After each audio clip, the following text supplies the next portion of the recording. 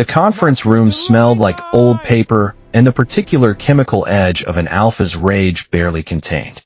I watched my husband snatch the document from Arthur's hands like a predator claiming a kill, his fingers trembling with the force of his fury.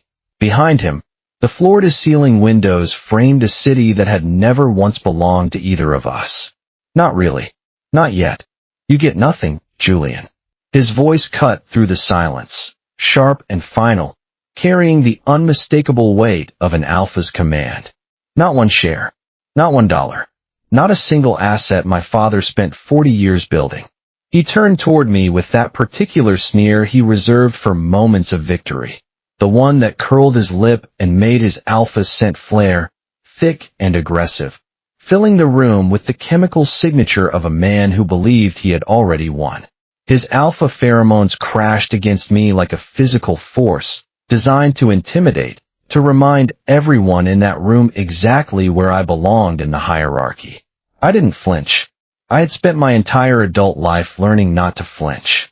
8 years, he continued, his voice rising now, theatrical in the way he always became when he believed he had an audience. 8 years you let my father pay for everything while you called yourself a partner. 8 years of positioning yourself beside a dying man, pretending to care, pretending to be something other than what you are. I kept my hands flat on the polished mahogany table. My palms were sweating, but I didn't move. I had learned, over the years, to recognize the architecture of my husband's performances. He needed the room to watch. He needed witnesses to his conquest. His alpha instincts demanded it, the validation, the submission of everyone present. Marcus, Arthur said quietly, his beta composure utterly unruffled despite having his document snatched from his grasp. There is a second page. I don't need a second page. Marcus dismissed the lawyer with a wave of his hand, the gesture imperious and dismissive in a way that had once charmed me. I know exactly what my father meant to leave behind, and it wasn't him. The watch on my wrist felt heavier than it had any right to be. I had worn it every day since Howard placed it there 3 days before he died. I could still feel the weight of his hand, the particular gravity of a man who had spent his final weeks showing me things without ever explaining them aloud. Are you sure about that? I asked. Marcus's amber eyes snapped to mine, and for just a fraction of a second, something flickered there. Doubt, perhaps, or irritation that I hadn't stayed silent the way he expected. His alpha sense surged again, a warning, a challenge. Then it was gone, replaced by the armor he had constructed over years of being the most important person in every room. He gets nothing, Marcus announced to the gathering, his voice carrying the finality of an alpha passing judgment. We're done here. I watched him declare victory before Arthur turned the page. He had snatched the document from the lawyer's hands, announced the end of our marriage, and looked at every person in that room like a man collecting what was already his. Nobody stopped him because nobody knew what I knew, which was almost nothing. Howard had spent his final weeks showing me, without ever explaining himself, that quiet men who build from nothing do not leave things unfinished. Marcus was certain the first page said everything his father meant to say. But what kind of man writes a second page? And why? If you've ever watched someone celebrate too early before the whole truth came out, this story is for you. Stay with this one. I never thought of myself as someone who married into wealth. When I met Marcus Bellamy at an infrastructure development conference in Chicago 12 years ago, I was running a mid-sized construction firm I had built from a single crew and a truck I half-owned. He was there representing his father's company, Bellamy Infrastructure, and he walked into that conference hall like he had already decided he was the most important person in it. He was 28 then, an alpha in his prime, radiating the particular confidence that comes from never having been told no. His pheromones cut through the sterile conference air like something alive, aggressive, commanding, unmistakably alpha. I felt my own omega instincts stir in response, a pull I had spent years learning to suppress. I had built my life on discipline, not biology. I had refused to let my secondary gender define my trajectory. I remember thinking he was the kind of man who would exhaust me. I was right. I married him anyway, for years later, Because for a while he made me believe that underneath all of that certainty, he was someone who genuinely wanted a life that meant something beyond the balance sheet. Marcus in his 30s was sharper and more restless than anyone around him. He was drawn to the fact that I didn't need his approval to feel settled in a room. I sold my stake in the contracting business not long after the wedding. It made sense at the time. We were merging lives, merging futures, and he never asked me to do it, which I appreciated. We traveled. We argued well. We built something that felt, at least from the inside, like a real marriage. Howard Bellamy watched all of it from a careful distance. I always had the sense that he was reserving judgment, which I respected more than I would have respected easy acceptance. What I didn't know until much later was that Howard had already formed a quiet opinion of me, one he had never expressed directly. In the early years of our marriage, not long after I had sold my business stake, Bellamy Infrastructure ran into a serious liquidity problem. The kind that doesn't show up in press releases, but quietly threatens to unwind everything a man has spent decades building. Howard had kept it contained barely, through a combination of asset restructuring and private negotiations. What I learned only after his diagnosis was that a portion of the capital that helped stabilize the company during that period had come from the proceeds of my own business sale, funneled through a mutual contact at Howard's quiet request. He had explained the situation plainly and asked for nothing in return. I had agreed because I understood what it meant to watch something you built start to come apart. I never told Marcus. I never asked Howard for equity or acknowledgement. We simply moved forward, and somewhere in that exchange, something between us shifted into a register that neither of us ever named out loud. Marcus didn't notice the shift. Or if he did, he interpreted it the wrong way. By the time Howard's health began to decline, Marcus had been living inside his father's world of wealth and standing long enough that he had started to absorb its logic completely. Status had become his primary language, the way alphas of his class had been raised to see themselves. At dinner parties, he would introduce me to people he wanted to impress with a practiced smile that never quite reached his eyes, and a line he had clearly decided was charming. The one about me having retired early by marrying well. People laughed. I laughed. It was easier than explaining that I had simply chosen differently. And besides, the people laughing were the ones he cared about impressing, not me. Howard never laughed at that line. He would change the subject or look at me with an expression I couldn't fully read. I came to understand that he heard in it something Marcus didn't intend to reveal. When Howard's diagnosis came, pancreatic, stage 4, already spread to his lymph nodes, the company began to feel the weight of his absence even before he stepped back from day-to-day operations. I started going with him to appointments, not because Marcus asked me to, but because Howard mentioned once, almost offhandedly, that the hospital parking structure confused him and he preferred not to drive himself. It became a routine. I would pick him up, sit in waiting rooms reading project reports he'd bring along, and drive him home after. We didn't talk much during those trips. Howard was not a man who used words to fill silence, and I had learned early in our acquaintance that the best way to earn his trust was to stop trying to earn it. On the way back from one of those appointments, he told me without looking up from the folder in his lap that Marcus had not visited the hospital once since his diagnosis. I didn't respond. There was nothing useful I could say that wouldn't have made things worse. What I found out later, not from Howard directly, but through the pieces he left behind, was that during those same months, Marcus had been meeting privately with a man named Gavin Rohr.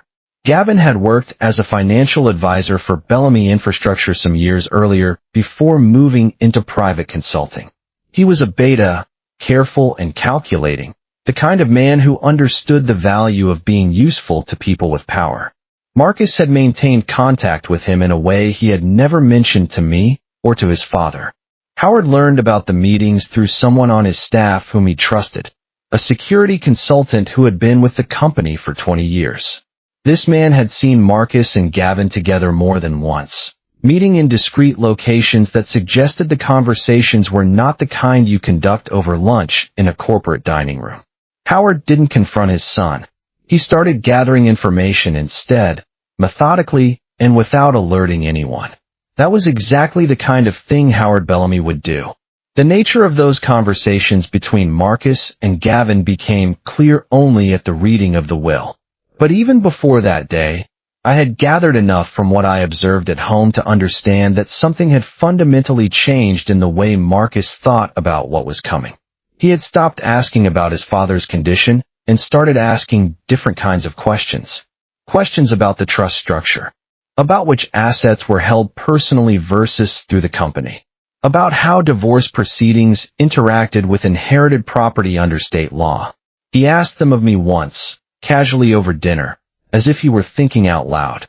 I answered what I knew and said nothing else. I had learned, over the years, to listen carefully to the things my husband asked without telling him everything I noticed.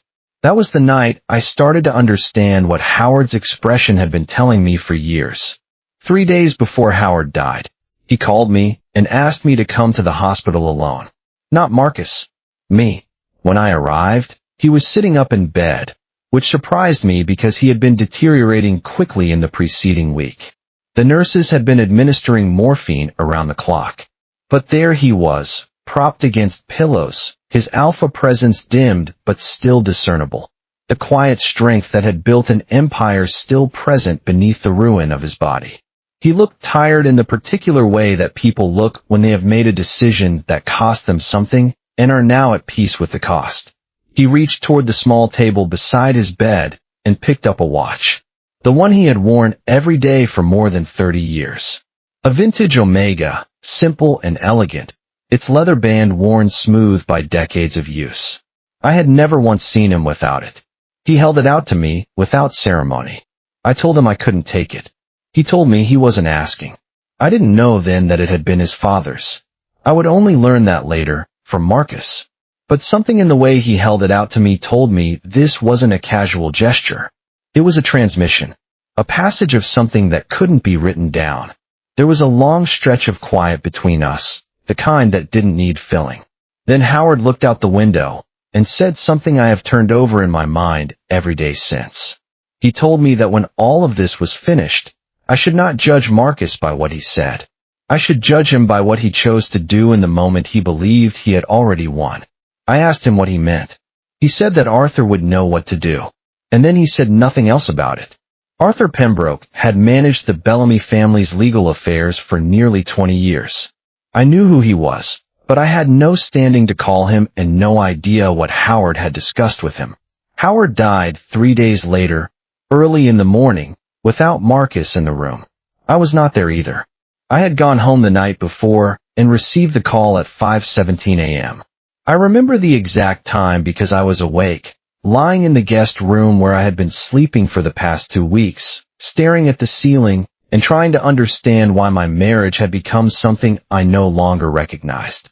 I sat at the kitchen table for a long time afterward, holding the watch he had given me, trying to understand what he had actually been trying to say. Part of me wanted to contact Arthur immediately to ask what Howard had meant, to prepare myself for whatever was coming. Another part recognized that Howard had told me to wait, not in those exact words, but in the way he had withheld every explanation while making it clear that the explanation would come. He had trusted me enough to leave the sequence intact. The least I could do was honor that. So I waited. I went through the arrangements. The reception. The careful logistics of grief that fall to whoever is willing to manage them. Marcus was present through all of it, composed in the way that alphas are composed when they are focused on what comes next rather than on what has just been lost. His alpha scent was tightly controlled, suppressed to the point of clinical neutrality. He thanked people efficiently. He accepted condolences without lingering in them. At one point, standing near the entrance of the reception hall, he leaned toward me and said quietly that he thought they should have the formal reading scheduled as soon as Arthur could arrange it. I nodded. I had the watch in my jacket pocket, and I had Howard's last instruction in my head, and I had made up my mind to sit still and let whatever he had built play out exactly as he had intended. The week after Howard's funeral, Marcus stopped pretending. That was the only way I could describe it. Not that he became someone different, but that he stopped making the effort to be someone he wasn't. The version of him that had existed inside our marriage. The one that still occasionally asked how I was doing or thanked me for handling the arrangements, quietly stepped aside. What replaced it was something more efficient and considerably less warm. He began referring to Howard's estate as my house before the ink on the death certificate was dry. He spoke about Bellamy infrastructure and the possessive, the way alphas speak about things they already own rather than things they expect to inherit. His voice carried that particular alpha certainty, the assumption of dominion that had been bred into men of his class for generations. He scheduled a meeting with a real estate broker to discuss a parcel of land that belonged to the company's holdings without notifying anyone on the board, without asking Arthur, without mentioning it to me until I overheard him confirming the appointment by phone. He asked me to move my things out of the master bedroom on a Thursday morning, the same way he might ask someone to move a piece of furniture that was blocking a doorway. There was no conversation around it. No acknowledgement that it was an unusual request for an alpha husband to make of his omega partner in a house they shared. He simply expected compliance. Because he was an alpha and I was an omega, and in his mind, that was the natural order of things. He said it and moved on. And I carried what I needed down the hall to the guest room and spent the rest of that evening sitting at the window, trying to locate inside myself something other than a dull, exhausted recognition that Howard had seen this coming and I had not fully believed him. He had told me to judge Marcus by what he chose to do when he thought he had already won.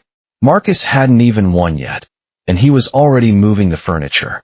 A few days before the scheduled reading, I was passing through the hallway outside the study when I heard Marcus's voice through the half-open door. He was on the phone, and the tone he was using was the particular one he reserved for people he considered useful. Low, engaged, collaborative in a way he rarely was with anyone he didn't need something from. But underneath it, I could hear the alpha edge, the subtle dominance that colored every conversation he had with anyone he considered beneath him.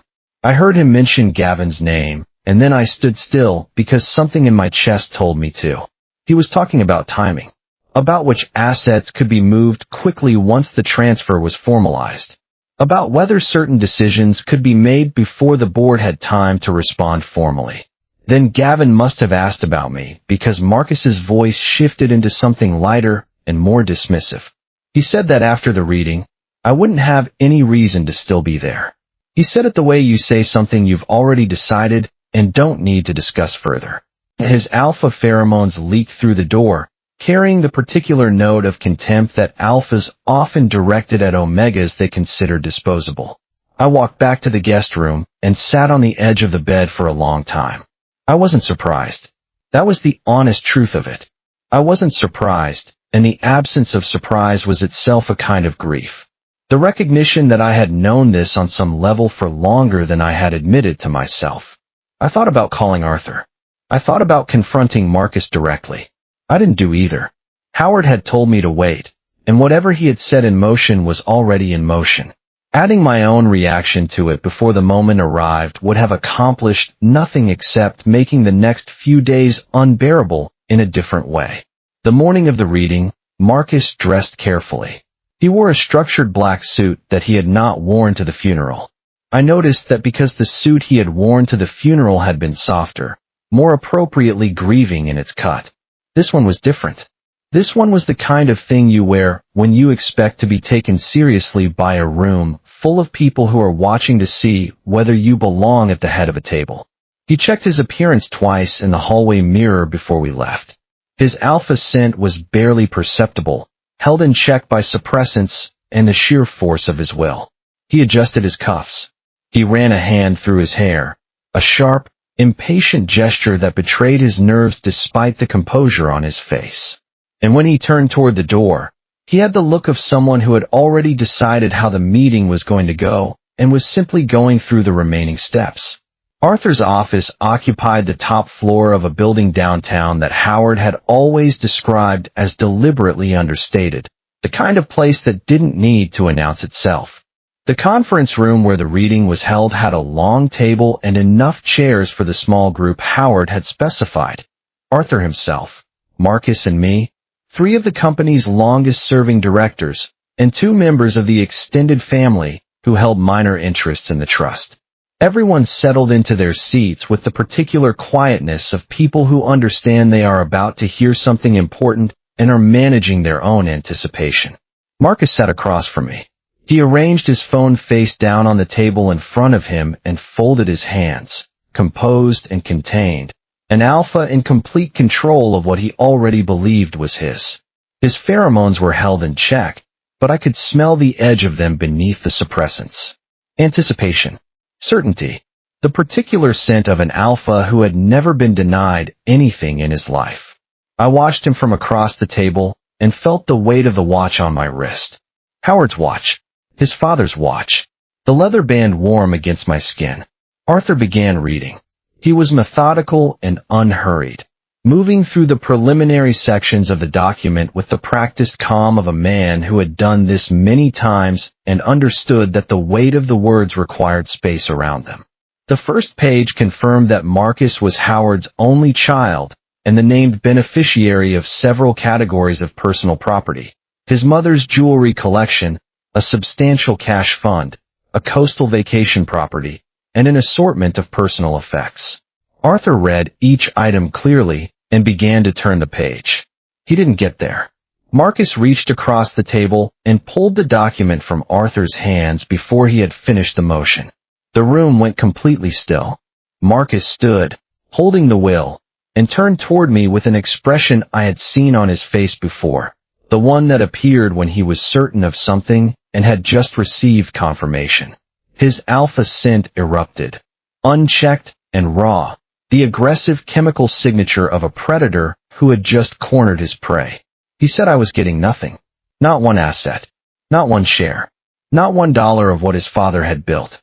He said Howard had finally understood what I was, an omega who had positioned himself carefully over 8 years and called it love. A parasite. A fortune hunter who had played the long game and was finally being exposed. He told me our marriage was finished. Said it clearly and without apparent emotion in front of Arthur and the directors and the family members who were watching with the careful blankness of people trying not to react.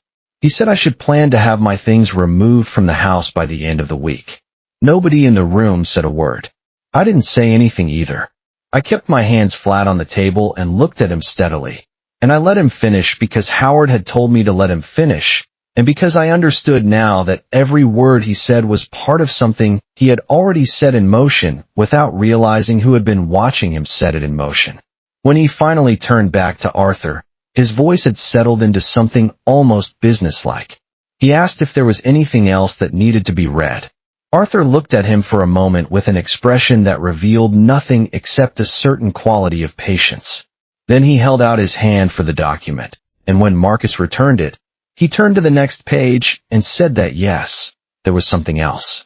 What Howard had written on the second page was not what anyone in the room expected, including me. He had not divided the company. He had not split control between Marcus and a board committee. Instead, Howard had transferred the voting rights of the family trust, the mechanism through which Bellamy infrastructure was actually controlled, to me for a period of 10 years, with a specific mandate. Protect the company. Protect the employees. Preserve the strategic assets that represented Howard's life's work. I was not given ownership. I was not permitted to sell any portion of the company for personal benefit. I was designated, in Howard's own language, as the guardian of the legacy, not its inheritor. Marcus would still receive financial distributions from the trust. His material security was not eliminated. But he would have no control over the company itself, no authority over its decisions, no mechanism to direct the sale or restructuring of its holdings. Howard had written his reason into the document in plain language. A person who regards a legacy as a trophy should not be given the power to destroy it. Arthur read that sentence and set the page down, and the room was quiet again in a different way than it had been before. Marcus's face went through something I had never seen before. It wasn't just shock or rage.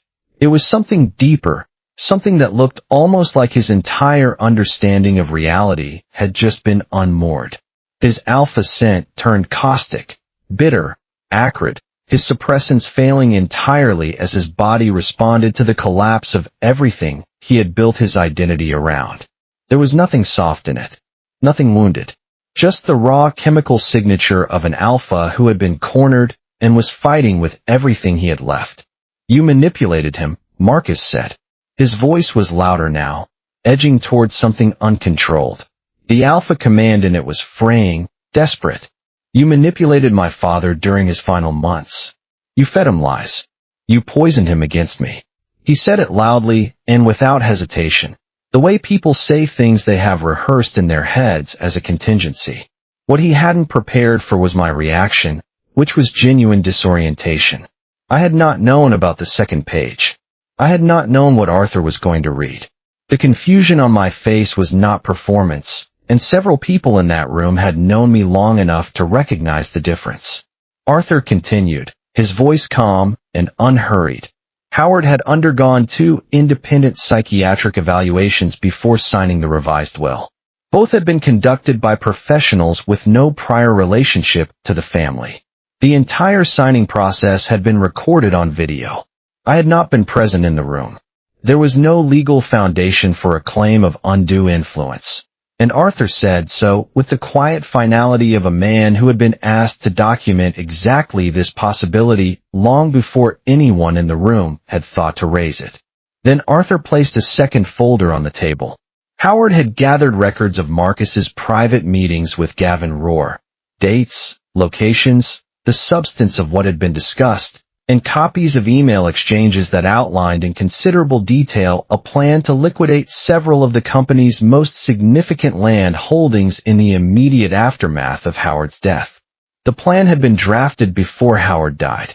He had known about it for months and had said nothing, choosing instead to build the legal architecture around it quietly, the way he built everything else. Marcus turned toward me. His amber eyes were hard, bright with a fury that bordered on desperation.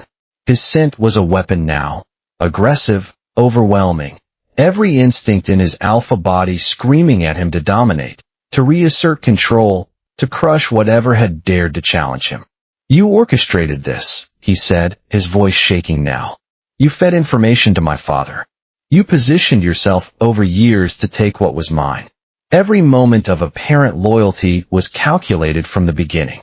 I reached into my jacket pocket and took out the watch Howard had given me 3 days before he died. I set it on the table between us where he could see it clearly. Then I told him the truth, which was the only thing I had left to offer. I had not known the second page existed. I had not known what Howard had decided. What I felt sitting there was not triumph.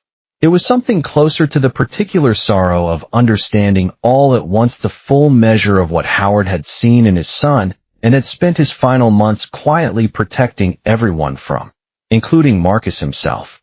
Marcus looked at the watch for a long moment. I watched his throat work as he swallowed. For the first time since Howard's death, the certainty went out of his face, not because he had lost the argument, but because he understood in that moment that the person who had undone him was not me and not Arthur. It was his father. Howard had known exactly what his son would do the instant he believed he had won, and Marcus had walked into that room and done it in front of every witness Howard had chosen, without a single deviation from the script Howard had written around him. The days after the reading had a particular quality to them that I hadn't anticipated. Not relief, not satisfaction, not even the clean sense of resolution that people describe when something long building finally breaks into the open. What I felt instead was a kind of stillness, the way the air settles after a storm has passed through and left the landscape rearranged in ways you have to look at carefully before you understand what's changed. I moved through the practical necessities of those first days slowly and deliberately, responding to Arthur's follow-up communications, meeting with 2 of the senior directors who had been in the room and wanted to talk about continuity, and trying to understand what Howard had actually handed me. Not legally. Arthur had explained that clearly enough. But in terms of what it demanded from me as a person, an Omega suddenly holding authority over an Alpha. Over Alphas who had spent their entire careers believing they were superior by birthright. Over a company that had never been led by an Omega in its 40-year history. Marcus filed the legal challenge within 2 weeks. His attorney released a statement asserting that Howard had not been of sound mind when the revised will was executed and that outside influence had compromised the integrity of the document. I read it once and set it aside. Arthur had anticipated this. Howard had anticipated it, too. The independent evaluations, the recorded signing, the deliberate absence of any Julian Mercer from the room where the final decisions were made. All of it had been structured to meet exactly this argument and leave it without ground to stand on. The legal architecture Howard had built around his final wishes was not the work of a dying man reaching for control. It was the work of someone who had thought carefully about every move his son was likely to make and had decided to be 3 steps ahead of each one. What I hadn't fully anticipated was what Gavin would do when the plan collapsed around him. Within 10 days of the reading, he retained his own attorney and began separating himself from Marcus's legal position as completely and quickly as possible. He submitted the emails voluntarily, not because he was compelled to, but because he had calculated that positioning himself as a witness rather than a co-conspirator gave him the better outcome. He reframed his involvement as routine professional consultation and placed every substantive decision at Marcus's feet. He constructed a version of events in which he had simply been responding to a client's requests without full knowledge of the context. It was a self-serving account, and everyone involved knew it. But it served his purpose effectively. The person Marcus had trusted with the most sensitive elements of his plan had weighed his own interests against his former clients and made his choice without apparent hesitation. When I thought about Marcus receiving that news, that Gavin had turned over everything and placed the narrative squarely on him, I felt something unexpected. Not satisfaction, not vindication, something closer to recognition. Marcus had spent years measuring the people around him by their utility. And when the moment came that required loyalty rather than utility, the person he had relied on most behaved exactly the way anyone paying attention might have predicted. Howard had probably foreseen that, too. About 3 weeks after the reading, my phone rang late on a weeknight. The name on the screen was Marcus's, his personal cell, not his attorney's office. I answered.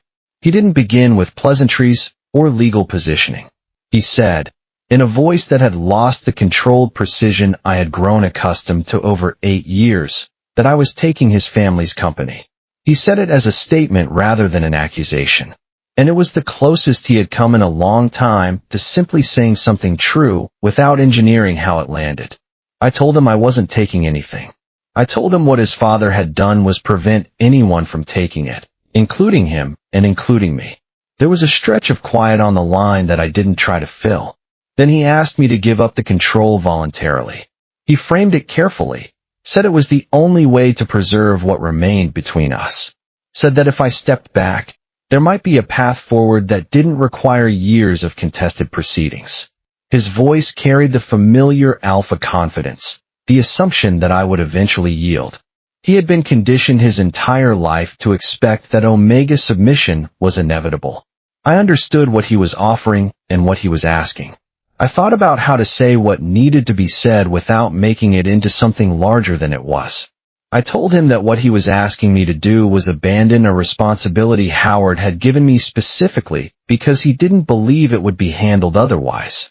That if I walked away from it because Marcus asked me to, I would be proving Howard wrong about me. And I was not willing to do that. He said nothing.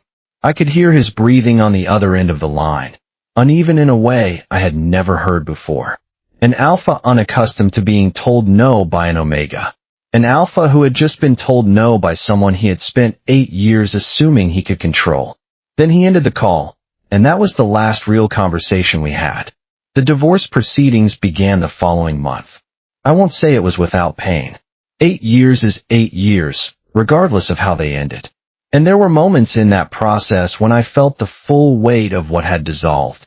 The shared history, the private jokes, the quiet mornings when he would press against my side in bed, and I would breathe in the particular scent of him. The way his alpha pheromones would shift in the early hours before the world demanded anything from either of us. The way he made me feel, for a brief time, like being an omega didn't mean being less. But the marriage had ended before Arthur read the second page. It had ended in that conference room when Marcus announced it to a room full of people before he had any idea what the document actually said. What came after was simply the administrative confirmation of something he had already chosen. What required my actual attention during those months was the company. The board of directors had been watching the situation closely since the reading. While they were largely relieved that a stable structure had emerged, they were uncertain about what kind of authority I intended to exercise. I understood that uncertainty because I shared it. I had managed a contracting business, not a diversified infrastructure company with hundreds of employees and active projects across multiple states. I knew how to build things.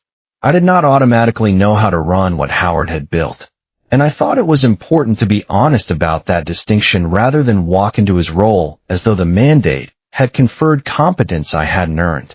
The first thing I did was sit down with the 3 senior directors who had been with Howard the longest and ask them, without any particular agenda, what the company needed that it hadn't been getting. Not what I could offer. What the company needed. That framing mattered, and I think they felt the difference. One of them said later, in an aside to a colleague that was relayed to me indirectly, that it was the first time in the better part of a year that someone with decision-making authority had come into a room and asked a question instead of delivering an answer. That someone with authority, Omega authority, had come into a room and listened. The land sale that Marcus and Gavin had been preparing, a parcel of significant strategic value that sat adjacent to 3 active development projects and anchored the long-term viability of contracts that employed a substantial number of people, was formally canceled within the first 30 days. Arthur confirmed that none of the preliminary agreements had been executed in a binding way. Howard had moved quickly enough with the trust provisions that the window for those transactions had closed before they could be finalized. The governance structure I established over the following months built an oversight committee with real authority over major decisions, including decisions I wanted to make. I was not exempt from the process I was creating. That was the point. Howard had not given me control because he thought I deserved unchecked power over his company. He had given it to me because he believed I would understand that the power itself needed to be constrained. Because he knew that an Omega who had spent his life fighting for respect would understand the danger of unchecked authority better than an Alpha who had never been denied anything. Marcus withdrew the legal challenge 8 months after filing it. His attorney sent a formal notice to Arthur's office without accompanying statement or conditions. What had happened, I understood without needing it explained, was that the math had become impossible to ignore. Every month the challenge remained active, the trust provisions Howard had built continued to function exactly as designed. The additional distributions Marcus would have received under normal circumstances were held in suspension for the duration of the dispute. He had been contesting a document that was simultaneously protecting his financial interests and penalizing him for contesting it. The longer he fought, the more he eroded the very foundation of what his father had actually left him. At some point, someone with a clearer view of the numbers had apparently explained this to him in terms he couldn't argue with. I didn't hear from him directly during that time. The divorce proceedings were handled through attorneys. The few times we were required to appear in court, we sat on opposite sides of the room, and I watched him from a distance, trying to reconcile the man across the room with the one I had married. He looked thinner. The sharp edges of his cheekbones were more pronounced. His alpha scent, when it drifted across the room, was muted, flattened, the chemical signature of an alpha who had been fighting a losing battle for months and was running out of resources. His pheromones carried none of the old arrogance, just exhaustion, and underneath it, something that might have been shame. I wanted to feel something clean about it, vindication or justice or even simple distance. What I felt instead was a low, persistent ache that I had no idea what to do with. About a year after Howard's death, I drove out to the original site where Bellamy Infrastructure had started, a converted warehouse on the edge of an industrial district that Howard had purchased in the company's early years and never sold, even after the company outgrew it. On the back wall, hung without ceremony, was a photograph of Howard in what must have been his late 30s, standing beside the first piece of heavy equipment the company had owned. He was looking at the camera with the expression of a man who has just committed to something very large and is at peace with the commitment. I stood in that space for a long time, the watch on my wrist. Not ownership, guardianship. Standing there, looking at the photograph, I thought about what Howard had actually said to me in the hospital. He hadn't told me to protect the company or to outmaneuver Marcus. He had told me not to judge his son by what he said, but by what he chose to do when he believed he had already won. I had spent months thinking of that as a warning about Marcus. But standing in that warehouse, I understood it was also a question aimed at me. Howard had been watching me for years, watching how I behaved when I had nothing to gain. What he had written into the second page was not a reward. It was a test, extended 10 years into the future. A daily question about what kind of man I would choose to be when I held power over something that mattered. And no one could tell me no. I was an Omega with authority over alphas. I could have become anything. A tyrant. A puppet. A symbol of everything the ABO hierarchy had taught people to fear about Omegas with power. What I chose to become was something else entirely. Something Howard had seen in me before I saw it in myself. 6 months after the divorce was finalized, I received an envelope in the mail. No return address. The handwriting on the front was familiar, the elegant, slightly aggressive slant of Marcus's script. Inside was a single page. No salutation. No signature. Just a line in his handwriting. The watch was my grandfather's. He gave it to my father when he turned 21. I don't know if you know that. I sat at my kitchen table for a long time, holding the paper in my hands. I thought about calling him. I thought about driving to the house we had once shared. I thought about 1,000 things I could say that would bridge the distance between what we had been and what we had become. I didn't do any of them. Instead, I took the watch off my wrist and looked at it more carefully than I had before. The back of the case was engraved with initials that weren't Howard's. EB, followed by a date from 1942. Howard's father. An alpha who had built something from nothing. Who had passed it to his alpha son, who had watched that alpha son pass it to an omega, who wasn't even family by blood. I put the watch back on and went to work. The truth was, I still thought about Marcus every day. Not in the way I used to, when he was the center of my world and everything I did was measured against the possibility of his approval. I thought about him the way you think about someone you once knew so completely that their absence becomes a shape you carry inside you. I remembered the way he had laughed at something I said in the early days of our relationship, when we were still figuring out how to be together. The way his eyes had crinkled at the corners. The way his scent had shifted, still sharp, still unmistakably alpha, but carrying a lower register of something like trust, something that had made me believe, back then, that he actually wanted me close. I remembered the way he had argued, fiercely, articulately, without backing down. The way he had met me in every debate and pushed me to be sharper, more precise. The way he had once told me, with genuine warmth in his voice, that I was the only person he had ever met who made him feel like he could be something other than his father's son. I didn't know when that had changed. Or maybe I did, and I just hadn't wanted to see it. When Marcus believed he was about to inherit the company, he had treated me as disposable. He had shown me, in that conference room, exactly what he thought of me. 8 years of marriage, 8 years of partnership, and he had reduced it all to a calculation of utility. He had reduced me to my secondary gender. Howard had seen that coming, and Howard had built an entire second page around that one truth about his child. But here was the thing I didn't realize until much later. Howard had also built something around me. He had given me a responsibility that required daily commitment, not to wealth or power or status, but to something more fundamental, the protection of people who depended on the company for their livelihoods, the preservation of something that had been built with decades of effort, the daily practice of choosing integrity over convenience. In the year following Howard's death, I found myself becoming someone I barely recognized. Not in a bad way. In a way that felt like the person Howard had always believed I could be. I showed up to meetings early and stayed late. I learned the names of the employees on every project site. I asked questions when I didn't understand something, which was often. I made decisions that were unpopular with some people because they were the right decisions for the company's long-term health. I built a relationship with the board that was based on trust rather than fear. I hired people who were smarter than me in areas where I lacked expertise.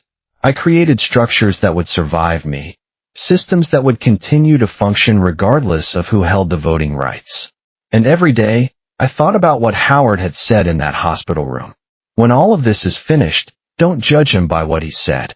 Judge him by what he chose to do in the moment he believed he had already won. Marcus had shown me exactly who he was, and I was still trying to figure out who I was going to be. One night, about 18 months after the reading, I was working late in what had become my office at Bellamy Infrastructure's headquarters. The building was quiet. The cleaning crew had already come and gone. I was reviewing project reports, trying to understand why a particular contract in the Northeast was running over budget. My phone buzzed. A text message from an unknown number. The preview. I know you probably don't want to hear from me, but I have something of yours. I opened it. It was a photo of a small wooden box I had left behind when I moved out of the house. Inside it were things I hadn't thought about in years. Photographs from the early days of our marriage, ticket stubs from trips we had taken together, a bracelet I had given him on our 3rd anniversary. I stared at the screen for a long time. Then my phone buzzed again. I found it while I was packing to move. I thought you might want it back. I typed and deleted 3 different responses before I settled on one. Where are you? The address he sent was an apartment building in the western part of the city, in a neighborhood that was affluent but not ostentatious. The kind of place that wealthy alphas lived when they had been disinherited but still had enough family money to maintain a certain standard of living. I stood outside the door for 30 seconds before I knocked. I could smell him through the wood. The familiar notes of his alpha scent, muted now but unmistakable. Something in my chest tightened. He opened the door. Marcus looked older than I remembered. Not in a bad way. In a way that suggested he had been through something difficult and had come out the other side with a different understanding of what mattered. He was wearing a simple sweater and jeans. No designer labels. No careful styling. He looked like someone who had stopped trying to perform for an audience. His alpha presence was subdued in a way I had never seen before. The pheromones still there, still recognizable, but carrying none of the old dominance. Just weariness. And something that might have been humility. You look different, I said. So do you. He stepped aside to let me in. The company suits you. I didn't know how to respond to that, so I followed him inside. The apartment was small but comfortable. There were books everywhere, stacked on tables and shelves, arranged in the particular way that suggested someone actually read them rather than using them as decoration. A cup of tea sat on the kitchen counter, still steaming. Can I offer you something? He asked. I don't have anything interesting. Tea, mostly. Some coffee if you want to risk it. Tea would be fine. We settled in the small living room, the box of my things on the table between us. He made tea in the kitchen and brought it out to me, our hands almost brushing when he handed me the cup. I could feel the heat from his fingers, the same heat that had once made me feel safe. I'm moving to Seattle, he said. I got a job at a nonprofit there. It's not exactly the kind of work I thought I'd be doing, but... He shrugged. It's something. Seattle, I repeated. That's far. It is. He sat across from me, his hands wrapped around his own teacup. I need a fresh start. Everything here it's too close. Everywhere I go, I see people who know what happened, who know what I did. I didn't say anything. I was wrong, he said quietly. About a lot of things. The way I treated you. The way I thought about my father's company. The way I thought about my own life. He looked up at me, and his eyes were bright in a way I hadn't seen in years. I spent so long trying to prove that I deserved what he had built that I didn't notice I was becoming someone who would destroy it. I set down my tea and looked at him. The room was quiet except for the distant sound of traffic from the street below. When you called me that night, I said carefully, when you asked me to give up the control voluntarily, I thought about it. I actually considered it. Did you? Yes. Not because I thought you were right, but because I thought maybe there was a way to preserve something between us. To keep from losing everything at once. Losing everything, he repeated. I lost everything when I walked into that room and announced our marriage was over. He laughed, a short, humorless sound. You didn't have to do anything. I did it all myself. That's not entirely fair, isn't it? He looked at me across the table, his expression unreadable. I was so certain. I had it all figured out. The house, the company, the plans with Gavin. I thought I was untouchable. And my father knew. He watched me the whole time, and he knew exactly what I would do. He was trying to protect you, I said. He wasn't trying to punish you. He was trying to protect the company from me. Marcus shook his head slowly. That's what I've come to understand. He knew I wasn't ready.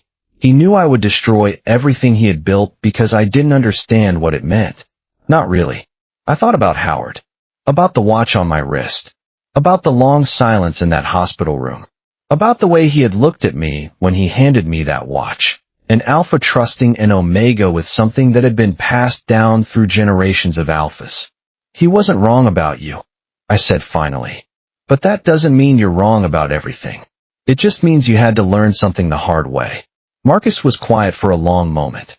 Then he reached into his pocket and pulled out something small and metallic. A key. The house, he said. The one we shared. I'm selling it. But I thought you might want to go through it first. There are things there that should be yours. I took the key. Our fingers touched briefly. I felt the familiar warmth of his skin, the same warmth that had once been my anchor. I don't know what to say, I said honestly. Then don't say anything. He stood and walked me to the door. Take the box. Keep whatever you want. Or throw it all away. It's yours now. I stood in the doorway, the box under my arm, the key in my pocket. Marcus, I said. He looked back at me. I hope Seattle is good for you. His expression shifted. A fracture so brief I almost missed it, the barest crack in the armor he had worn since the day he walked into that conference room. Then it was gone, and he was looking at me again with that careful neutrality. Thank you, Julian. For everything. I drove to the house the next day. It stood exactly as it had when I lived there, the same landscaping, the same front door. Everything familiar. Everything changed. I unlocked the door and stepped inside. The emptiness of the house was a physical presence. The absence of furniture, of personal items, of the accumulated life we had built together. I walked through the rooms slowly, room by room. The kitchen, the living room, the master bedroom where we had slept and argued and made love in equal measure. The guest room where I had spent those final weeks, wondering what had gone wrong and knowing I would probably never fully understand. I found the remains of my old office in the study. There were still boxes there, things I had left behind in the chaos of the move. I went through them methodically, sorting what I wanted to keep from what I was willing to let go. In the bottom of one box, underneath a stack of old project files, I found a letter in Howard's handwriting. It wasn't sealed. It hadn't been placed in an envelope. Just a single piece of paper, folded once, with my name written across the top. I opened it. Julian, if you're reading this, then the reading has happened and Marcus has done what I predicted. I'm sorry. Not for what I wrote, but for the fact that you had to watch it happen. You've probably figured out by now that I knew more than I let on. I knew about Gavin. I knew about the plans Marcus made behind my back. I knew that my son's ambition had outgrown his judgment. But what I want you to understand is this. I didn't choose you because I thought you were better than my son. I chose you because I thought you could do what needed to be done without losing yourself in the process. I've watched you for years. I've watched how you treat people who have nothing to offer you. I've watched the way you handle pressure when no one else is in the room. I've watched what you do when you have nothing to gain. The man I saw was not a fortune hunter. He was someone who understood that building something real takes time, patience, and a willingness to put the work in. He was someone who had learned, as an omega, that the world would not hand him anything, and who had built his life anyway. I'm giving you the company not because you deserve a reward, but because you deserve a chance to prove that what I saw in you was real. 10 years is a long time. Long enough to build something of your own. Long enough to decide what kind of man you want to be. Long enough to show my son what he could have become if he had been willing to learn. Don't waste it. Howard. I folded the letter carefully and put it in my jacket pocket, next to the watch on my wrist. Howard's watch. His father's watch. The watch that had belonged to someone who had built something from nothing, generation after generation. An alpha who had trusted an omega with everything. I stood in the study of a house that had once been my home, holding a letter from a man who had seen something in me that I hadn't quite seen in myself yet. It's been 2 years now since I found that letter. The company is still standing. The oversight committee I built is functioning exactly as intended. We've completed 3 major projects that Howard would have been proud of. We've expanded into 2 new markets that he had been considering before his diagnosis. I haven't remarried. I've dated, on and off, but nothing has stuck. There's something about the particular intensity of what I shared with Marcus. The arguments, the passion, the way he challenged me to be sharper and more present, that I haven't found with anyone else. The way he made me feel, back when things were good, like being an omega didn't mean being less. Like being an omega meant being exactly who I was supposed to be. Marcus is in Seattle. I've kept track of him, in the way you do when someone was once the center of your world. He's doing well at the nonprofit. He's been in the news a few times for his work with homeless omega youth. It seems like he's found something meaningful to do with his life. He left for Seattle the following week after our last meeting. I didn't see him off. I didn't call. We text occasionally now. Nothing deep. Just check-ins. The occasional photo of something interesting we saw. He sent me a picture of Mount Rainier once, taken from his apartment window, with the caption, "Almost as good as the view from Dad's office." I had replied, "Almost." He had sent back a laugh emoji, and I had smiled for the rest of the day. I still think about what Howard said in that hospital room. About judging Marcus by what he chose to do when he thought he had already won. And I think about the fact that I'm living now in the same extended moment. The moment when I hold power over something that matters and no one is watching. Howard's test is still running. It will be running for another 8 years. And every day, I have to make a choice about what kind of man I want to be when the test ends. Sometimes I think about Marcus and wonder what he would think of who I've become. I like to think he would be proud, in his way. I like to think that Howard would be proud, too. But mostly I just focus on the work. The company. The employees who depend on me to make the right decisions. The legacy that Howard built and entrusted to me to protect. I wear his watch every day. I carry his letter in my briefcase, tucked into a folder I rarely open, but always know is there. I try to live up to the man he saw in me. And every once in a while, on quiet evenings when the office is empty and the city is dark outside the window, I think about the second page. About what Howard had written. A person who regards a legacy as a trophy should not be given the power to destroy it. I have never regarded Bellamy infrastructure as a trophy. It's a responsibility. A privilege. A daily practice of choosing integrity over pride. But sometimes, late at night, I wonder what happens at the end of the 10 years. What the test will reveal about me. Whether I've been the man Howard thought I could be, or just another man who couldn't let go of what was never his. That's the thing about guardianship. You never get to stop asking yourself the question.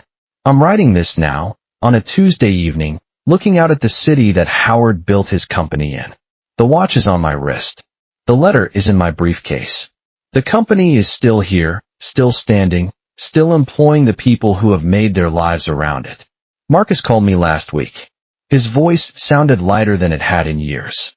He told me about a project he's working on, about a young alpha he's been mentoring, a kid from a rough background who reminds him of himself before he learned humility. He told me about his plans to maybe move back east in a few years. He said, "I was thinking about what my father used to say, about legacy and responsibility. And I think I finally understand what he meant." I asked him what he meant. He was quiet for a moment. Then he said, "The things worth protecting are almost never the things that look most valuable from the outside." I looked at the watch on my wrist. "Yes," I said. He told me something like that once. "I'm sorry, Julian." His voice was raw in a way I hadn't heard in years. "For everything. For the way I treated you. For the way I let my ambition destroy what we had. For the way I treated you like you were less because of what you were." I sat in my office, looking out at the city, feeling the weight of the watch on my wrist. I know, I said. I know you are. We talked for a while after that. About nothing important. About the weather, about the city, about small things that had nothing to do with the past. It felt good. Like we were building something new from the wreckage of what we had lost. When we hung up, I sat in the quiet for a long time. Howard was right. The things worth protecting are almost never the things that look most valuable from the outside. And the people worth forgiving are often the ones who have lost everything they thought they wanted and found something else instead. I still have 8 years left on the trust. 8 years to decide what kind of man I'm going to be. 8 years to show the world, and myself, that I'm worthy of the responsibility Howard gave me. But I've already figured out the most important part. I'm not guarding the company for Howard. I'm not guarding it for Marcus, or for the board, or for anyone else. I'm guarding it for myself. Because I've finally figured out who I want to be. The conference room smells like old paper and ambition. I stand at the head of the table, looking out at the faces of the people who depend on me to make the right decisions. Behind them, through the floor-to-ceiling windows, the city gleams with the particular light of late afternoon, everything golden and waiting. The watch is on my wrist. The letter is in my briefcase. The memory of Howard's voice is in my head. Don't judge him by what he said. Judge him by what he chose to do in the moment he believed he had already won. I've been judged. I've been tested. I've been through more than I ever thought I would survive. And I'm still here. I'm still building. I'm still becoming. The door opens. Someone comes in, a project manager with a report, asking for a decision. I turn and listen. I ask questions. I think about the people who will be affected by what I decide. And somewhere, in the part of me that Howard saw and trusted, I know that I'm doing exactly what he wanted. Not building an empire. Not accumulating power. Not proving that omegas can do what alphas can do. Just doing the work. Every day. With integrity. That's the only legacy that matters. There's something Howard understood that most people spend a lifetime missing. That who you really are doesn't show up when things are hard. It shows up the moment you believe no one is watching anymore. The moment you think you've already won and there are no more consequences. Marcus revealed himself in that conference room. Not because he was forced to, but because he thought he was free to. And Howard had built the entire second page around that one truth about him.